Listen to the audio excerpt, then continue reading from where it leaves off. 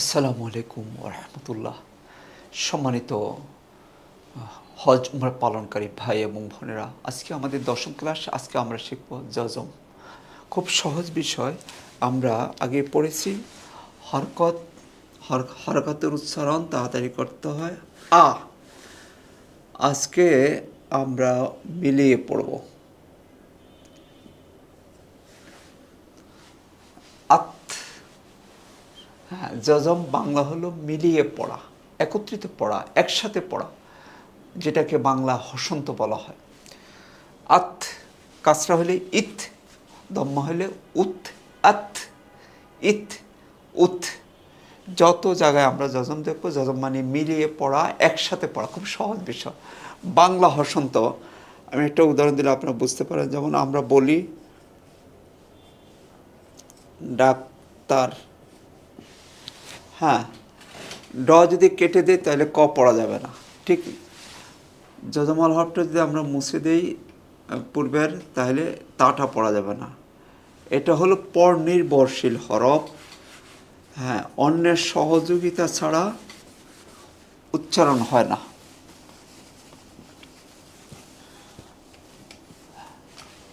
আমাদের মনে রাখতে হবে যে যজম মানে মিলিয়ে পড়া, একসাথ পড়া, একত্রিত করে পড়া। তো এখানে আরেকটি গুরুত্বপূর্ণ বিষয়, তা হলো কলকলা। পাঁচটা হরফের মধ্যে যদি যজম হয় তাহলে কলকলা কলা করতে হবে, ধাক্কা দিতে হবে, কম্পন সৃষ্টি করতে হবে, ভাইব্রেশন সৃষ্টি করতে হবে। বলুন কলকলা, কলকলা, আমার সাথে সাথে বলুন কলকলা, কলকলা, কলকলা, কলকলা।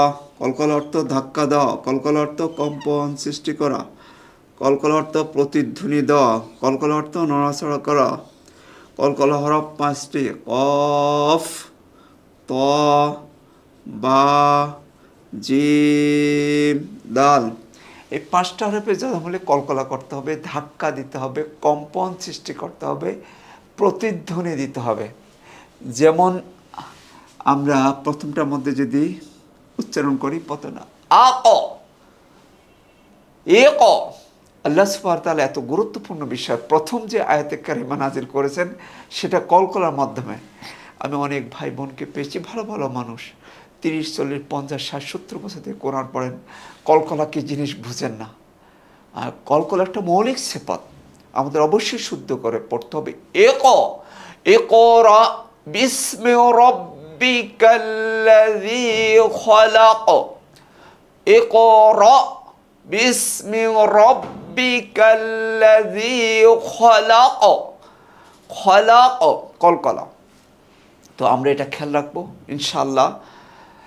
তারপরে আত, এত, ওত, আল্লাযী আত'আমাহুম, আত, আত'আমাহুম মিন জু'।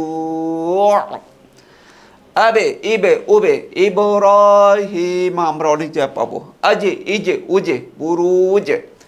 আদে, ইদে, উদে, আমরা পাবো কোরআনের মধ্যে অনেক জায়গায়। লাম ইয়ালিদ ওয়া লাম ইউলাদ, আমরা কোরআনে কারিমের হাজার হাজার জায়গা পাবো।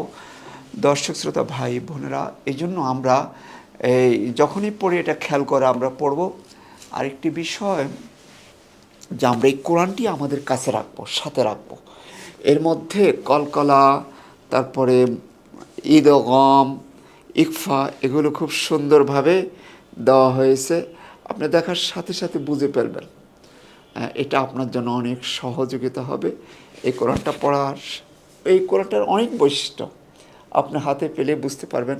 তাহফিজের আলোকে করা, প্রতিটি শব্দ অর্থ আছে, পাশে অর্থ দেওয়া আছে, আপনি 110টি শব্দ অর্থ দেওয়া আছে, যার মাধ্যমে আপনি কোরআন কারিমের বেশিরভাগ অর্থ আপনি বুঝে ফেলবেন। তো আসুন আমরা কোরআন থেকে কলকলার একটু পড়ি। আমরা আল্লাহ সুবহানাহু ওয়া তাআলা যে কোনো জায়গা দিয়ে পড়া যাবে। যে আমরা সূরাতুল ইখলাসের মাধ্যমে কলকলা শিখব। আমার সাথে বলুন আউযু বিল্লাহি মিনাশ শাইতানির রাজিম। বিসমিল্লাহির রহমানির রহিম। কুল হুয়াল্লাহু আহাদ। কুল قل هو الله أحد। أحد কলকলা, আহাদ দালে জজম হবে ওয়াকফের কারণে। আল্লাহুস সামাদ, আল্লাহুস সামাদ, হুস সামাদ, এখানে দালে সুকুন, ওয়াকফের কারণে সুকুন হবে, এই জন্য কলকলা হবে। হুস সামাদ, আল্লাহুস সামাদ। লাম ইয়ালিদ, কলকলা হবে, দালে সুকুন, লাম ইয়ালিদ ওয়ালাম ইউলাদ, ওয়ালাম ইউলাদ ওয়ালাম ইয়াকুল লাহু কুফুয়ান আহাদ, আহাদ দালে জজম কলকলা। দর্শক শ্রোতা ভাই বোনেরা, আমরা কোরআনুল কারিমের অনেক জায়গা পাবো। আমরা সূরাতুন নাস এবং ফালাক পড়ি, সেখানে কলকলা। দেখুন, বিসমিল্লাহির রহমানির রহিম, কুল আউযু বিরাব্বিল ফালাক, ফালাক কলকলা, কাফে জজম কলকলা। মিন শাররি মা খলাক, খলাক কলকলা।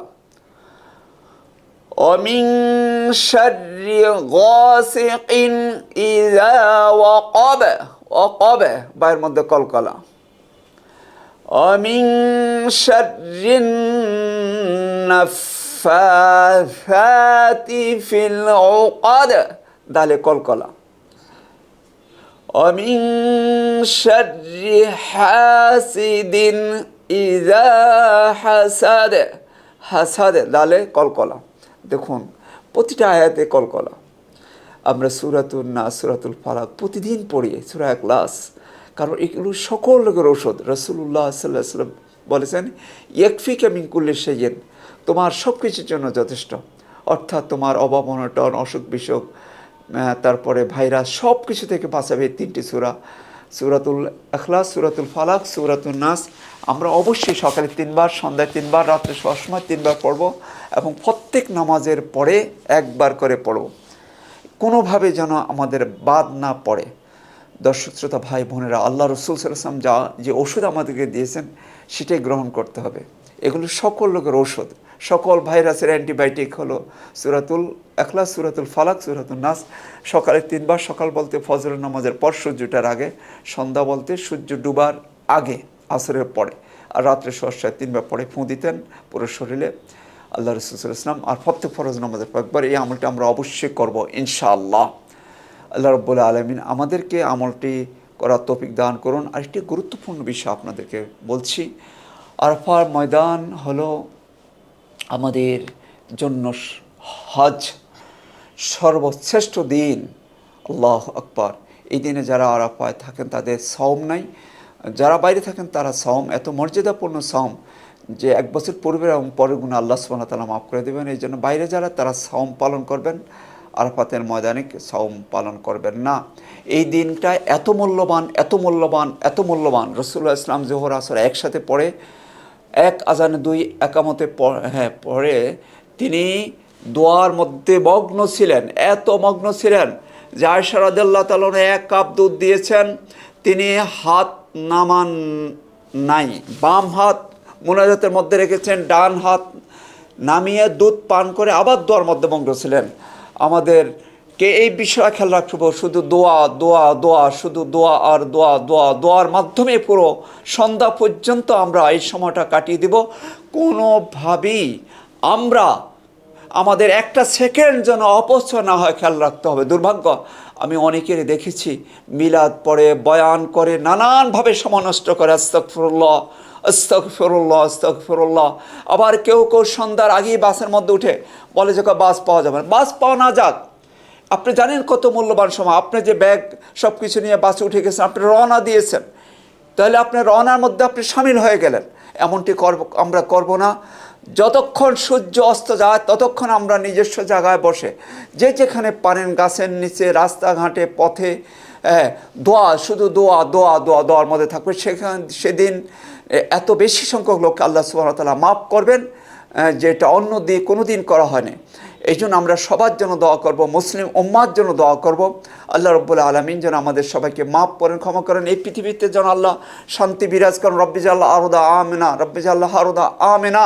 আল্লাহ এই পৃথিবীকে আপনি নিরাপত্তা দান করেন। সারা মুসলিম উম্মার জন্য, সারা বিশ্ববাসীর জন্য দোয়া করব। আল্লাহ আমাদের সবাইকে হেদায়েত দান করুন। আল্লাহুম্মা ইন্না নাসআলুকাল হুদা ওয়াত্তুকা ওয়াল আফাফ ওয়াল গিনা। আমাদের আব্বা আম্মার জন্য দোয়া করব, সারা বিশ্ববাসীর জন্য দোয়া করব। রব্বানা গফিরলি ওয়ালি ওয়ালিদাইয়া ওয়ালিল মুমিনিনা ইয়াওমা ইয়াকুমুল হিসাব। আরাফাতের সময়কে আমরা যথার্থভাবে সঠিকভাবে কাজে লাগানোর তৌফিক দান করুন। এই দোয়া করে আজকে ক্লাস শেষ করছি। আসসালামু আলাইকুম ওয়া রাহমাতুল্লাহি ওয়া বারাকাতুহু।